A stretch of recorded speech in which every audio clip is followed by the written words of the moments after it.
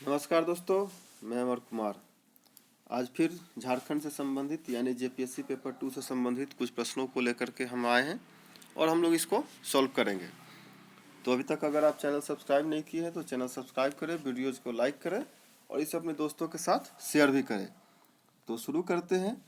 और जैसे पहले ही बात हो चुकी है कि इस तरह की वीडियोज़ सप्ताह में एक बार, जब तक वैकेंसी नहीं आती है तब तक आएगी, उसके बाद समय जल्दी जल्दी आने लगेंगे। पहला प्रश्न है, निम्न में से कौन सी जनजाति स्वयं को राजपूत मानती है? ठीक है, और इसके ऑप्शंस हैं करमाली, बी महली, सी गोराइत या डी बथुरी।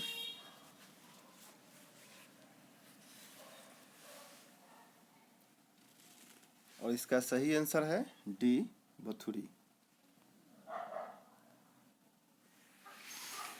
वैसे आप जब किसी किताब को पढ़ेंगे इस संदर्भ में तो 5 ऐसी जनजाति हैं जो स्वयं को हिंदू राजपूत मानती है, जिसमें से एक बथुरी भी है, दूसरा एक बेदिया है, फिर बिंझिया है, फिर चेरो है, खरबार है। ये 5 ऐसी जनजाति है जो स्वयं को हिंदू राजपूत मानती है।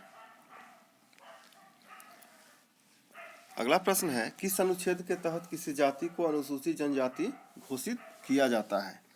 तो यह पॉलिटी से संबंधित ही प्रश्न है, लेकिन चूंकि झारखंड को पढ़ रहे हैं इसलिए यहाँ पे जानना जरूरी है।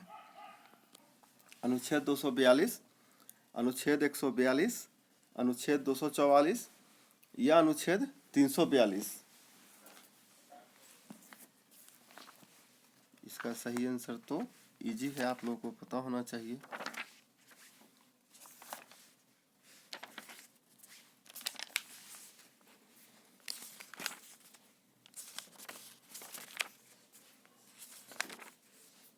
इसका सही आंसर है डी अनुच्छेद 342। आते हैं अगले प्रश्न की ओर। किसी जाति को अनुसूचित जनजाति किसके द्वारा घोषित किया जाता है? यानी झारखंड सरकार या किसी भी राज्य की सरकार किसी जाति को एसटी कैटेगरी में लाना चाह रहा हो, जैसे झारखंड में कुर्मी समाज अपने आप को एसटी कैटेगरी में लाने के लिए आंदोलनरत है, तो वो पावर किसके पास है? कौन उसे घोषित करेंगे? ऑप्शंस हैं ए राज्यपाल, बी राष्ट्रपति, सी ए एवं बी दोनों और डी मंत्रिमंडल। एक्चुअली ये जो आंसर है ये ट्विस्टेड है, यहाँ पे थोड़ा कन्फ्यूजन आपको हो सकता है, क्योंकि राज्य मंत्रिमंडल के सिफारिश पे राज्यपाल राष्ट्रपति से ये अनुरोध करते हैं कि इस राज्य के इस जाति को अनुसूचित जनजाति घोषित कर दिया जाए। जब आप आर्टिकल 342 में आएंगे तो यहाँ पे ये स्पष्ट किया हुआ है, लेकिन चूंकि ऑप्शन में तीनों है और राज्यपाल और राष्ट्रपति भी है, तो राष्ट्रपति स्वयं से तो ये कार्य करते नहीं हैं, तो ऐसे प्रश्नों को जेपीएससी अपने हिसाब से आंसर देता है। ठीक है, लेकिन यहाँ पे हम लोग इसे ए और बी के तौर पे देखेंगे, यानी सी। लेकिन अगर इस तरह का ट्विस्टेड प्रश्न हो तो बस आप कह नहीं सकते हैं कि आंसर क्या होगा, क्योंकि जेपीएससी सोच के रखा है कि वो अपने हिसाब से इसका आंसर क्या होगा। क्योंकि फिर मैं बता दे रहा हूँ, राज्य मंत्रिमंडल के सिफारिश पे राज्यपाल राष्ट्रपति को यह अनुरोध करते हैं कि इस राज्य के इस जाति को अनुसूचित जनजाति में घोषित कर दिया जाए। ठीक है, तो इसका आंसर सी ए एवं बी दोनों। आते हैं अगले प्रश्न की ओर। प्रतिशत के आधार पे सबसे अधिक जनजाति यानी अनुसूचित जनजाति किस जिले में है? ठीक है, प्रतिशत के आधार पे है, प्रतिशत के आधार पे, यानी जनसंख्या ज़्यादा नहीं पूछा जा रहा है, प्रतिशत के आधार पे। और इसके ऑप्शंस हैं ए रांची, बी दुमका, सी खूंटी और डी गुमला। ये आसान है, आप इसे सी खूंटी समझ सकते हैं, सी आंसर सही आंसर है। आते हैं अगले प्रश्न की ओर। निम्न में से किस जनजाति के पति के बड़े भाई, यानी जिसे हम लोग आम भाषा में भैंसुर कहते हैं, का स्पर्श हो जाने पर आरूप जोगा नामक प्रायश्चित करना पड़ता है। यानी कि अगर आप घर में छोटे भाई हैं तो आपके बड़े भाई के साथ आपके पत्नी का शरीर स्पर्श किसी भी कारण से हो गया तो जो प्रायश्चित किया जाता है उसे आरूप जोगा कहा जाता है। तो ये किस जनजाति का संस्कृति में है? और इसके ऑप्शंस हैं ए उरांव, बी असुर, सी बेदिया या डी संथाल। इसका सही आंसर है डी संथाल। आते हैं अगले प्रश्न की ओर। किस जनजाति में लड़की अगर अपनी मर्जी से विवाह करे तो उसे ठुकू विवाह की संज्ञा दी गई है?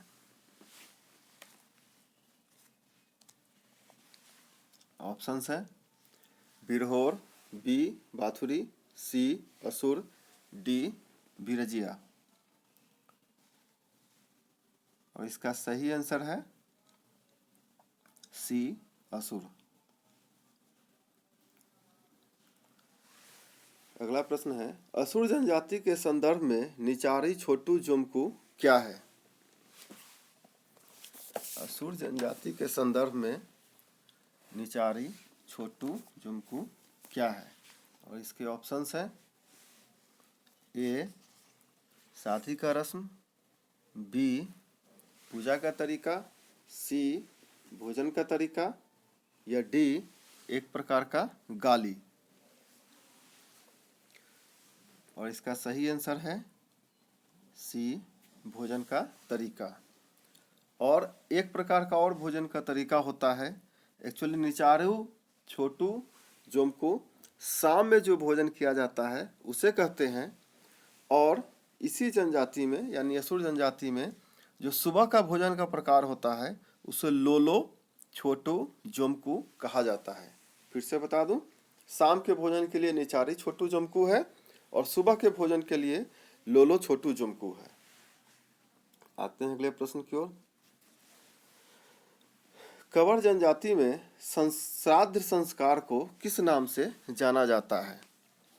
ठीक है, यानी जो मर जाने के बाद जो श्राद्ध की प्रक्रिया है उसे किस नाम से जाना जाता है? और इसके ऑप्शंस हैं कमावन, बी कुटमन, सी कांसा पानी या डी कोई नहीं।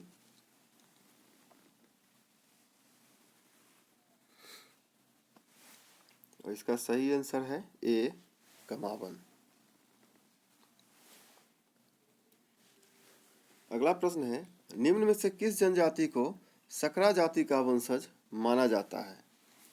बहुत सारे ऐसे जनजाति हैं जो किसी न किसी जाति के वंशज के रूप में जनजाति के रूप में स्वीकार किए गए हैं अलग अलग कानूनों के तहत। तो सकरा जाति का वंशज किस जनजाति को माना जाता है? ऑप्शन है ए कोल, बी लोहार, सी महली या डी माल पहाड़िया।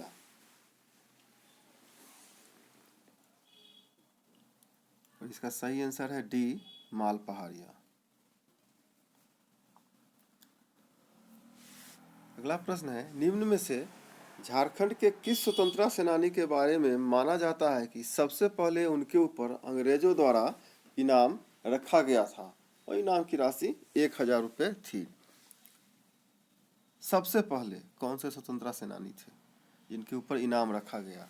ऑप्शन है ए पोटो, बी दीवा किशुन, सी बुधु भगत या डी गया मुंडा। ऑप्शन ए जो है पोटो कहीं कहीं पे सरदार शब्द के साथ लिखा गया है क्योंकि उनको सरदार की उपाधि भी दी गई थी। और इसका सही आंसर है सी बुधु भगत। अगला प्रश्न है एक्चुअली गलती से छिवा किशुन लिखा हुआ है, ये दीवा किशुन होगा। दीवा किशुन का विद्रोह किस वर्ष आरंभ हुआ था? इसके ऑप्शन है ए 1865, बी 1872, सी 1878 या डी 1885। इसका सही आंसर है बी 1872।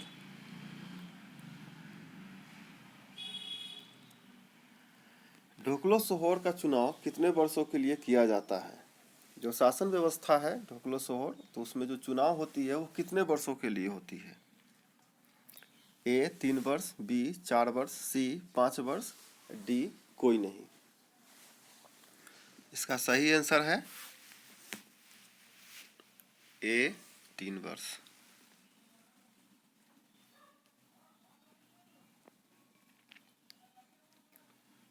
नेक्स्ट क्वेश्चन है, ढोकलो सोहोर शासन व्यवस्था में खजांची को किस नाम से संबोधित किया जाता था?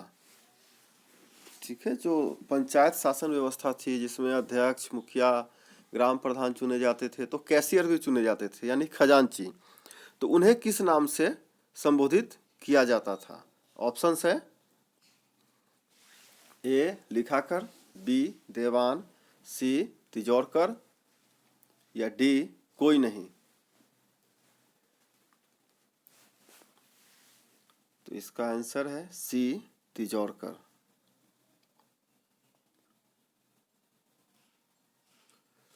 संथालों में माझी पंचायत के ऊपर मोंड माझी के अध्यक्ष को किस नाम से बुलाते थे? तो मोंड माझी के अध्यक्ष यानी कि जो सबसे बड़ा पंचायत हो गया उसके अध्यक्ष के बारे में बात की जा रही है। ए पारगना, बी दानुरिया, सी चीरा या डी देहरी। सही आंसर है ए पारगना।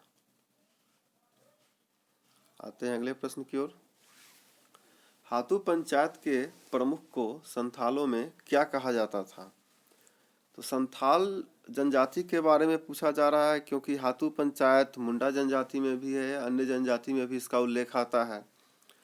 तो केवल संथाल में इसे क्या कहा जाता था?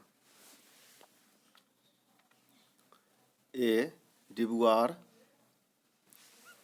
बी देहरी, सी मांझी या डी टंडा। और इसका सही आंसर है सी मांझी। खड़िया में हातू पंचायत को किस नाम से जाना जाता था? ऑप्शन है ए देहरी, बी नाचा, सी मती या डी टंडा।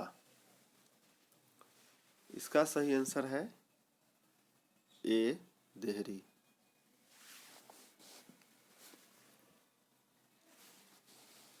निम्न में से किस संस्कृति में पिता की माँ यानी दादी को गमा भी कहा जाता था या कहा जाता है अभी भी गमा दादी को? ऑप्शन है ए खड़िया, बी सदान, सी हो, डी बिरहोर। इसका सही आंसर है बी सदान।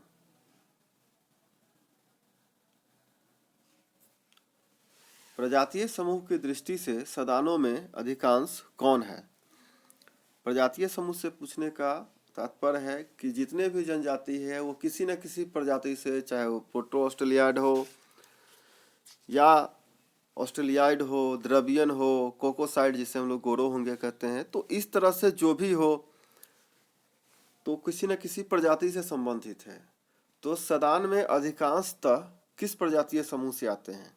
और ऑप्शंस हैं ए द्रविड़, बी आग्नेय, सी ऑस्टिक, डी आर्य।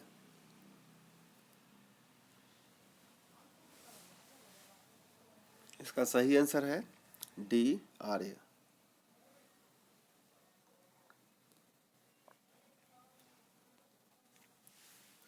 झारखंड में सदानों को कितने श्रेणियों में बांटा गया है? ऑप्शंस ए 3, बी 2, सी 4 या डी कोई नहीं।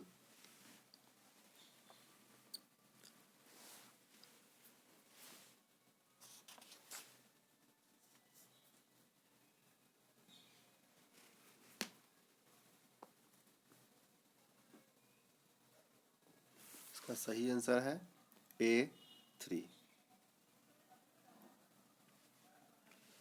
झारखंड में सदानों के आने का इतिहास कब से है? ऑप्शन है ए 1932, बी मुंडाओं के समय से, सी नागवंशियों के समय से, या डी कोई नहीं।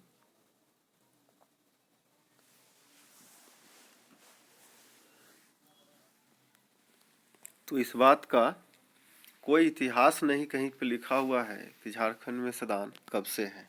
इसका सही आंसर है डी कोई नहीं।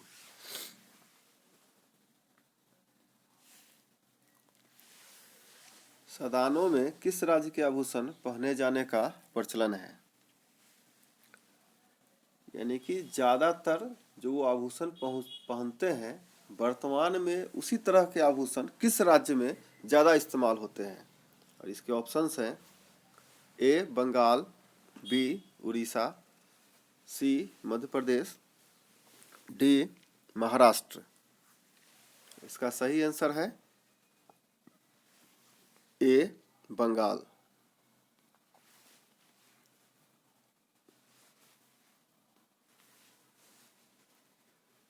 निम्न में से कौन से जनजाति सदान समुदाय से माने जाते हैं?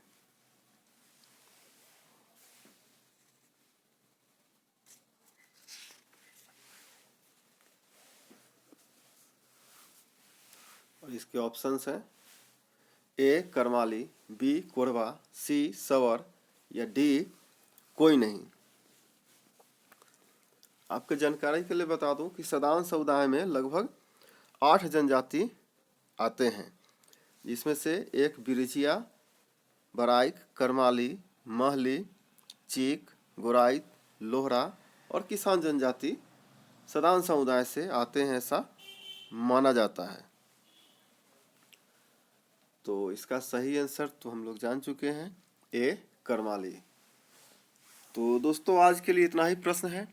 आगे फिर मिलेंगे कुछ और प्रश्नों के साथ जो झारखंड से हैं, जेपीएससी पेपर 2 से संबंधित होगा। और वो किसी चैप्टर बेस्ड नहीं है, आप जेपीएससी पेपर 2 के पूरे सिलेबस को पढ़िए, ये उसी के हिसाब से अकॉर्डिंगली आगे हम लोग बढ़ते जाएंगे।